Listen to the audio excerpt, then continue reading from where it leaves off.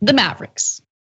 The Dallas Mavericks skipped the national anthem recently. That got a lot of attention, including my own husband asking me if I heard about it. He was excited to hear what I had to say, but I hadn't heard about it. Everyone else had. But the story is a lot more complicated than what was originally presented to me. It was reported that they had abandoned the tradition altogether. And remember, Mark Cuban is the owner of the Dallas Mavericks. So that's how it was originally reported. And then later, Mark Cuban said, no, that's not true. That's not true. I didn't say that. That's not what we're doing. Let's go through the details as we understand them. And then Woz, please, at any moment, feel free to jump in and correct me if I make any mistakes here. So the Mavericks did not play the anthem in their first 13 preseason and regular season home games. That's important to note. Yes, breaking with a universal practice for professional sports in America. The Mavericks owner, Mark Cuban, came to the decision in November after consulting with NBA Commissioner Adam Silver. Last night, by the way, ESPN reported the Mavericks do not plan to resume the tradition to play the national anthem before games in the future. And then all of a sudden, Mark Cuban denied those reports, saying, quote, "That is incorrect. We have given no comment on what our plans are." So, Woz, what's going on? Because this is confusing. There's a lot going on. There's a lot to unpack here. But first, what I would want the viewers to understand about the NBA, first and foremost, is that they are constantly in the process of image problem, or not problem. They're constantly in the process of perfecting how they are perceived by the American viewing public. And so in the 1970s, in the NBA, they were known as the Cocaine League. A lot of their players had drug issues. A lot of their players washed out of the league, got suspended for this stuff. Legitimately, there was a bit of a cocaine problem in the 1970s. And they suffered in popularity for it. And then, of course, in comes Magic Johnson, Larry Bird, and a little bit after them, Michael Jordan. And on the backs of those three guys, the league soars into the most popular phase of the entire history of the NBA, which is mid to late 90s Jordan era Bulls, where they're popular, people love their league, people feel nice about the NBA. Jordan leaves, and of course is replaced by who? Allen Iverson, Chris Webber, Kevin Garnett, Kobe Bryant, and the like, et cetera, who usher in what is called the hip hop generation of the NBA. The first time that the NBA is explicitly connected to blackness and black culture, because these guys, it's not even that they just listen to the music. They dress like hip hop people. They emanate that energy, that essence of hip hop, i.e. black culture, right? And so, the NBA has always dealt with this, and the fans didn't really necessarily connect to it. And then what happens, and that culminates into what I'm sure everybody watching this remembers: Ron Artest and the Indiana Pacers whooping some, fans in a big fight in Detroit at the Palace at Auburn Hills when they played the Pistons. This was back in 2007, which caused then Commissioner David Stern to enact a dress code, a way of saying, look, man, these aren't just reckless, crazy ghetto hip hoppers in our league. These are nice, young, upwardly mobile black men who you guys in the suburbs, white people specifically, should find to be acceptable and likable and all of that. Buy our product, watch us on TV, et cetera, et cetera. Now to today's current NBA. Again, that was 2007 that dress code was enacting. Most NBA players are suburban themselves. They're no longer from this sort of socioeconomic background that was traditional in the league, right? I say that's a long-winded way of saying the NBA has always struggled with the perception of how black their league is. And everybody at the league offices is very conscious of this perception. So now you have Colin Kaepernick 4 years ago. NBA's like, whoa, we're not the kneeling league. Whoa, hold on. All right, cool, they managed to skirt that, fine. This summer, they have the George Floyd situation, the Black Lives Matter situation, basically the public unrest connected to the racial inequities in America. And their players can't help but be thrust into this because, again, this is the quote unquote black league. And not just that they're the black league, because the NFL, as far as demographics are concerned, is also extremely black. But the NFL, when they start Monday Night Football, they're playing freaking, they're playing country music to start their games. The NBA's playing hip hop. And so they're dealing with this kneeling protest. They're known as the activist league. They try to ignore it.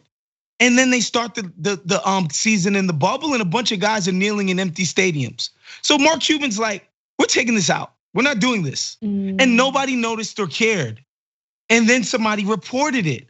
And now it coincides with the NBA just now starting to let fans in. Even in Madison Square Garden, fans are gonna be let in, right? And so it's like, we have to turn this anthem thing on again because it's part of the spectacle of the NBA. And Cuban is gonna fall in line with his 29 other guys. I hope I didn't mess that up for the people at home, but that's why the NBA has to take on this posture.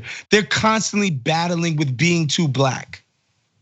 That's a super interesting breakdown of what's going on. And of course you bring in the historical context, which is important to understand this.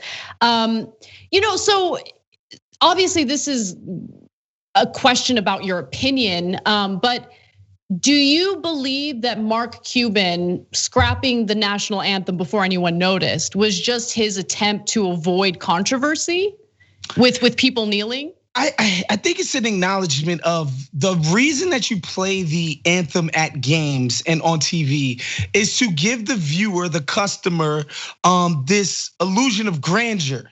You're watching a spectacle. It's supposed to make you feel like you're a part of something huge right now. So we play this anthem and we have flyovers and this freaking 300 square foot flag in the middle of the gym, and like you're trying to impart that illusion of grandeur on the customer, on the viewer. Cuban, I'm gonna assume, is like, we don't have fans at the freaking game. Most of the times we don't play the anthem on TV anyway. What's the point of having that photo op of players either sitting, kneeling, crossing arms during that freaking song if we don't have to? He's kicking the can down the road. It's classic corporate stuff. Let's kick it down. Let's just not deal with it, right? And so that's what he did. But again, the NBA is like, look, we're about to start letting fans in again. So we can't have this one team in Texas. And by the way, the Mavericks are in Texas. By the time they let fans back in, we're gonna have to start playing this thing again, period. It's amazing because, I mean, I've been to a few NBA games. It's been a long time, but I've been to a lot of baseball games, and it's amazing. Like when you're there and the national anthem is happening, the crowds are not like everyone stops what they're doing. They leave the concession stands, go right back to their seats, and get ready to sing along with the national anthem. People are usually like taking a bathroom break, or again, they're at the concession stands. And it's fascinating to see like how politicized this part of sporting events has become. I mean, of course, because of Colin Kaepernick using that moment to draw awareness to a very real problem in the country.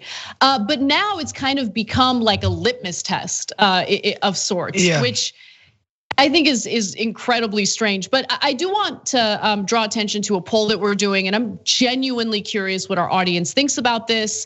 And the question is, should all pro teams stop the national anthem before games?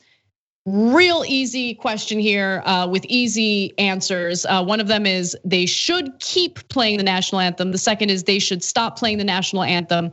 And you can participate in this poll by going to tyt.com/polls/anthem, tyt.com/polls/anthem. And it is also fascinating to see how quickly Mark Cuban spoke out against the reports and against any indication that he might scrap the national anthem altogether. I'm gonna read you his statement and his explanation. He says, "I think we've learned a lot since 2017. 2017, by the way, was when he was seem to be more in agreement with Trump in regard to players kneeling. I think we've evolved as a country, and this is really a unique point in time where we can grow as a society, we can grow as a country and become far more inclusive and become far more aware of the challenges that minority communities go. I mean, you're so right in that this is like a corporate response to it's babbling nonsense. Look, I wish the players weren't involved in a business where public perception was very important in how much money they made. Period. But this is what it's going to be. You either fall in line because people have decided they're already pissed at you about this, or you stand up and risk losing money for it, risk losing viewership, risk losing relevance for it. That's the choice that's at hand here. It's crazy. Sorry, I need to sneeze. But no, you're absolutely right. Well, where do you? I mean, if you feel free to ignore this question, we can move on. But where do you stand on the national anthem? I think if I was a player, I would stand there and just play ball. I know for a fact, just for instance, me as a credentialed media, I usually wait till the anthem is over to leave the media room and go take my seat at games. Because one, I'm not gonna stand during the anthem. I'm not gonna put my hand on my heart. And two, if somebody says something to me, I'll put hands on them. So I'm just like, yo, I'm gonna not even be there for the anthem, and then I'll go to my seat. But if I was a player, I'd stand and do the freaking charade, the dog and pony show, and collect my checks. Yeah, and it is also interesting that like Mark Cuban's strategy was to just not play the national anthem, which would avoid controversy in his mind. But when you really think about it, it also kind of robs people of the opportunity to kneel if they want to kneel or make a political statement in that moment. And that was the whole point, to not provide that opportunity because he doesn't want to have to address the issue at all. Like, he's gonna be made a little uncomfortable. He doesn't want to deal with that. No, and you could say like that statement was so all over the place, just a bunch of bromides and just platitudes, which is great. And again, that's corporate speak for we don't really know what the hell we want to do yet.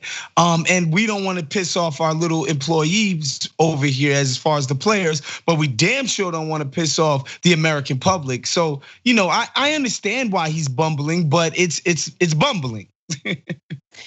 Absolutely. And so again, I really do want to know what our audience thinks about it. So please participate in that poll, tyt.com/polls/anthem, tyt.com/polls/anthem. We have about 2 minutes left for the show. So I want to take this rare opportunity to thank our members for not only keeping us sustainable here at TYT, but also writing in and sharing their thoughts about the show and the topics that we discuss. Thanks for watching the Young Turks, really appreciate it. Another way to show support is through YouTube memberships.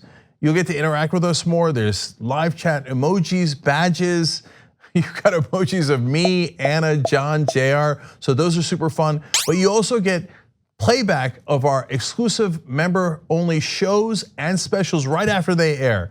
So all of that, all you gotta do is click that join button right underneath the video. Thank you.